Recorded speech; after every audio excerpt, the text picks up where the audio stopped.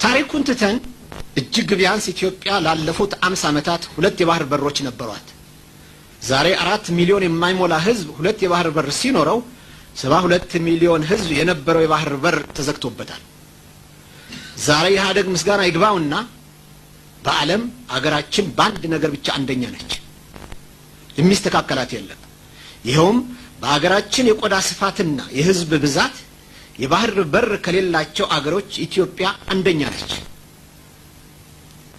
የአፋር ህዝብ ኢትዮጵያዊ መሆን አሰብ የኢትዮጵያ አካል ነች ስንል ወደብ ስለሚያስፈልገን የሰው ንብረት በመቋመጥ አይደለም።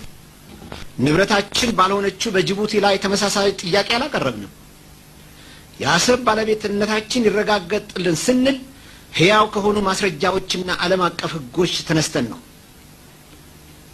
በሁለተኛ ዓለም ጦርነት ማግስት ጣሊያን ራሷ፣ እንግሊዝ፣ ፈረንሳይ፣ አሜሪካ፣ ሶቪየት ህብረት መስከረም 24 ቀን 1945 ዓመተ ምህረት በፓሪስ ጉባኤ ስለ ኤርትራ የወደፊት ዕጣ ፈንታ ተወያይተው በክቡር ጸሐፊ ትእዛዝ አክሊሉ ሀብተወልድ የሰላ ክርክር ላይ በመመርኮዝ አሰብ ወደ ኢትዮጵያ እንድትታጠፍ በአንድ ድምፅ ተስማሙ።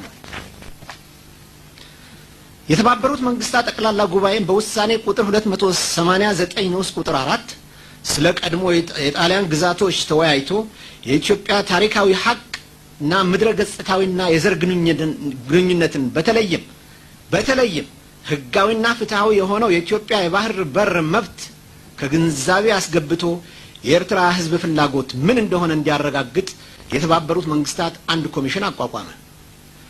ኮሚሽኑ የኤርትራ ህዝብ በአብላጫው ከኢትዮጵያ ጋር በፌዴሬሽን መቀላቀል መምረጡን ካረጋገጠ በኋላ የተባበሩት መንግስታት ጠቅላላ ጉባኤ በውሳኔ ቁጥር 390 ንዑስ ቁጥር 5 በታህሳስ 1950 ተጠቅሳለሁ የኤርትራ ህዝብ ፍላጎትና ደህንነት ከግንዛቤ በማስገባት በምስራቅ አፍሪካ ሰላምና ሴኩሪቲ እንዲሰፍን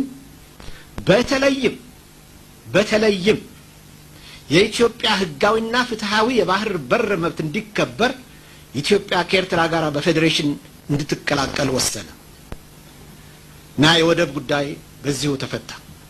የኤርትራ ህዝብ ፌዴሬሽን ባይመርጥ ኖሮ በፓሪስ ጉባኤና በተባበሩት መንግስታት ውሳኔ መሰረት አሰብ ወደ ኢትዮጵያ በተጠቃለለች ነበር።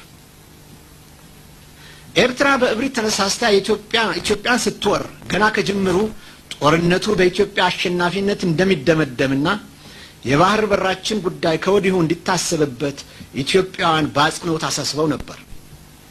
የኢትዮጵያ በአሰብ ላይ ያላት መብት ህግን፣ ታሪክን